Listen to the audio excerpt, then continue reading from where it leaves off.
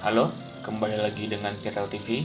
Kali ini kita akan belajar mengenai variabel input dan output. Untuk memulai kode kita kali ini, kita akan menginclude IOStream.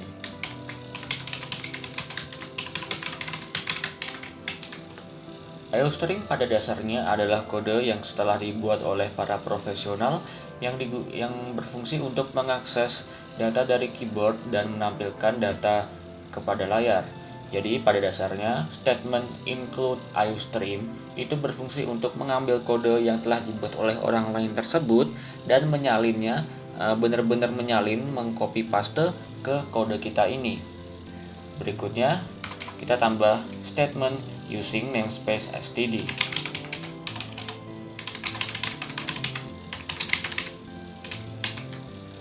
Lalu berikutnya kita ketik kode ini.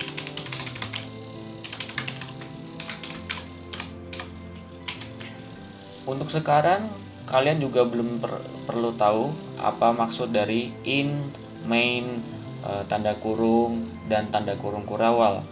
Yang perlu kalian tahu bahwa kode-kode C++ bermula dieksekusi di dalam kurung kurawal yang disertai in main ini. Jadi jika kita ketik cout halo kawan-kawan,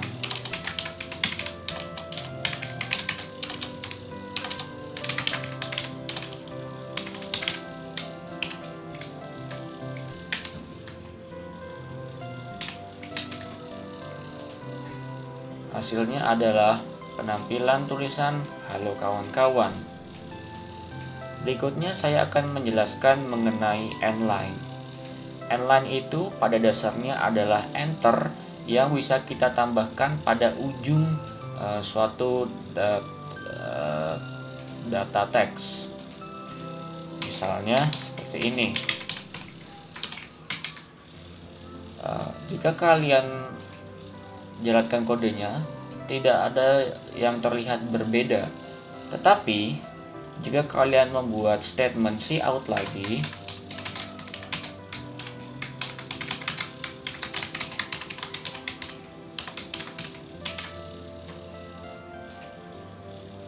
dapat dilihat bahwa kedua data teks tersebut dipisah oleh dua baris yang berbeda. Hal itu terjadi karena di ujung dari tulisan halo kawan-kawan ada penambahan endline. Endline itu enter, sehingga saat endline ditemui oleh komputer, komputer akan pindah baris ke baris kedua. Lalu baris kedua itu akan menampilkan tulisan nama saya Pirel seperti yang telah diinstruksikan oleh cout yang ini.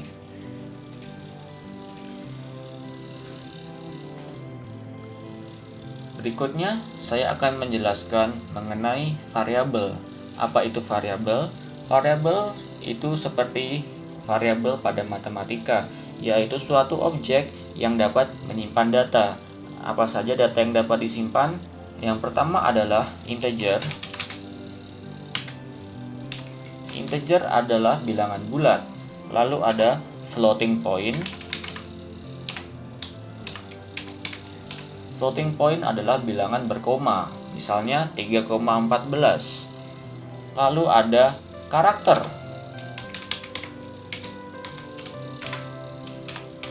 Karakter adalah satu huruf, hanya satu huruf, bukan kalimat, bukan kata.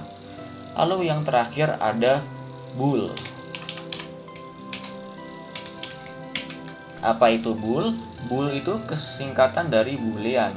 Seperti yang kalian ketahui, di komputer semuanya beroperasi dengan basis bilangan biner 1010.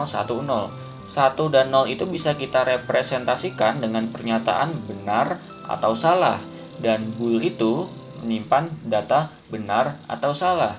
Jadi tidak seperti bilangan bulat yang bisa menyimpan berbagai bilangan bulat dan floating point yang dapat menyimpan berbagai bilangan real, juga karakter yang dapat menyimpan berbagai huruf.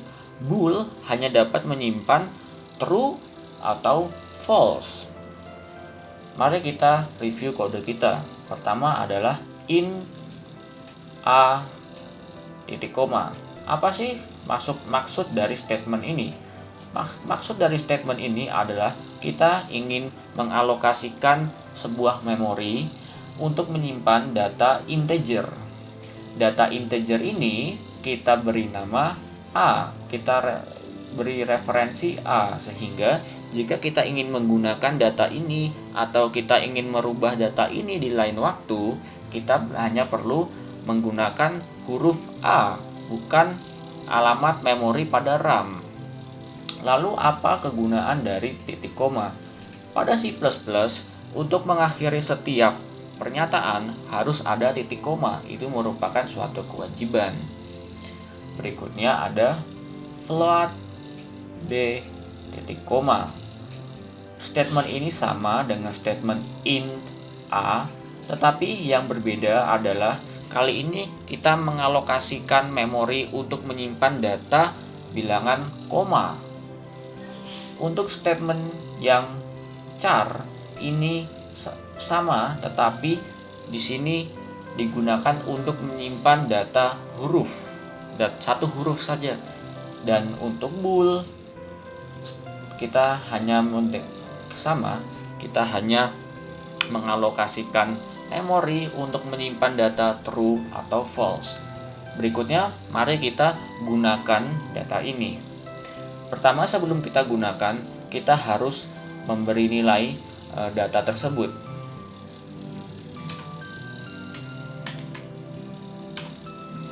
Jadi, sebelum kalian apa-apakan statement ini, ya statement ini itu hanya mendeklarasikan variabel, hanya mengalokasikan memori, dan hanya memberi bagian memori itu suatu nama. Tetapi memori itu masih kosong, belum ada datanya. Bagaimana untuk mengisi memori tersebut? Kita dapat menggunakan operasi assignment. Berikut contoh dari operasi assignment. Misalnya variabel A kita ingin isi bilangan bulat 10. Kita dapat menggunakan operasi assignment sama dengan, lalu di ujungnya kita ikuti 10. Dan karena ini merupakan suatu statement, kita akhiri dengan titik koma. Statement ini pada dasarnya mengatakan kepada komputer bahwa saya sebagai seorang programmer ingin mengakses memori yang dilabelkan dengan A, lalu saya ingin memberikan nilai 10 pada memori tersebut. Lanjut dengan B. Sama, kita bisa memberikan nilai koma.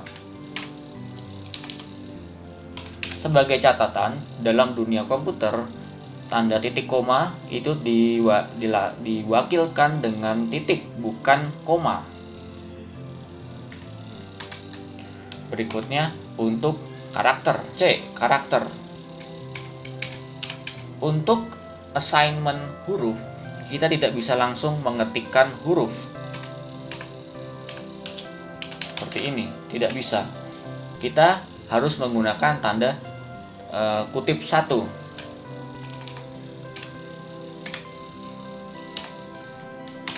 Seperti itu. Pada statement ini sama seperti statement-statement sebelumnya, kita mengatakan kepada komputer bahwa saya ingin mengakses saya ingin mengakses memori yang dilabelkan C, dan saya ingin memberi data huruf H kepada memori tersebut. Berikutnya adalah variabel D atau boolean. Kita dapat memberi nilai true atau false. Tetapi seperti yang saya bilang tadi, bahwa true atau false itu hanya representasi dari 1 atau 0. Kalian bisa mengganti true dengan 1 atau false dengan 0. Jadi jika kalian menggunakan angka 1 untuk memberi nilai pada variabel boolean, itu sah-sah saja. Jika kalian menggunakan angka 0 untuk memberi nilai pada variabel boolean, itu sah-sah saja. tetapi kalian tidak bisa menggunakan angka lain seperti angka 9, seperti itu. Oke, sekarang mari kita lakukan operasi. Operasi bisa jadi banyak hal, bisa jadi penjumlahan, bisa jadi penggabungan kalimat, bisa jadi pembalikan nilai bit. Jadi lebih baik saya contohkan. Misalnya A tambah B itu merupakan suatu operasi. Apa itu operasinya? Yaitu operasi penjumlahan bilangan bulat A dengan bilangan desimal B. Dari operasi ini akan ada hasil atau nilai lempar. Setiap operasi pada umumnya memiliki nilai lempar. Jadi A tambah B itu pada konteks ini nilainya adalah 13,14. 13,14 itu merupakan nilai lempar dari operasi A tambah B. Lalu nilai lempar ini kita apakan? Nilai lempar ini bisa kita masukkan kepada suatu variabel lain. Mari kita buat variabel lain.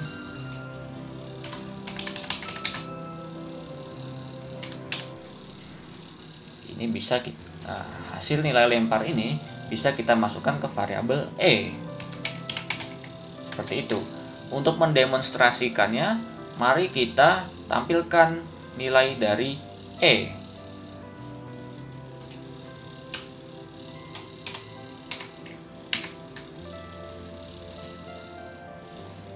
Seperti yang dapat kalian lihat, 13,14 adalah nilai dari E atau nilai lempar dari operasi A tambah B. Apakah operasi hanya terbatas pada penjumlahan? Tidak. Kalian bisa melakukan perkalian. Mari kita coba perkalian.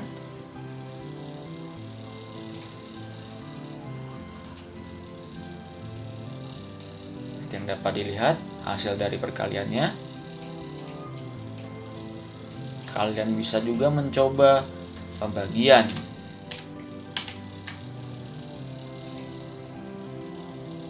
Seperti yang dapat dilihat, berikut ini adalah hasil pembagiannya. Seperti itu. Berikutnya, karena kita sudah mempelajari cara untuk menyimpan data pada memori, kita sudah belajar cara menampilkan data dari memori ke layar. Sekarang kita akan belajar cara mengambil data dari keyboard. Bagaimana caranya? Cara paling mudah adalah menggunakan keyword cin. Apa itu cin? Cin adalah singkatan dari karakter input. Jadi, kegunaannya adalah untuk membaca input ketikan dari keyboard dan memberinya kepada suatu variabel. Misalnya cin, kita lempar data masukannya ke variabel C. Seperti itu. Lalu hasilnya variabel C kita tampilkan. Mari kita coba. Jadi, misalnya saya masukkan huruf P besar, maka akan ditampilkan huruf P besar seperti yang diinstruksikan oleh kode ini. Jadi, kegunaan cin adalah untuk mengambil data secara real time pada saat program dijalankan. Sebelum-sebelumnya, proses pemberian data kepada memori dilakukan pada saat kalian memprogram, pada saat kalian membuat kodenya, pada saat kalian membuat aplikasinya. Tetapi, jika kalian ingin mengambil data pada saat aplikasi berjalan, kalian dapat menggunakan cin. Seperti itu.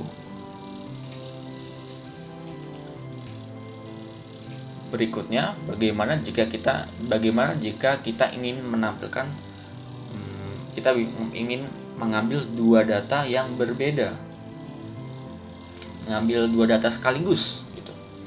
Misalnya kita buat variabel lagi, char C1.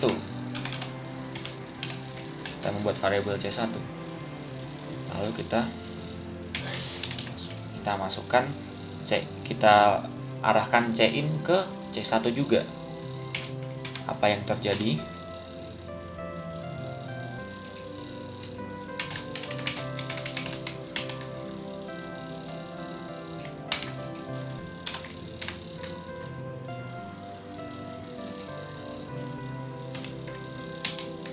Mari kita coba.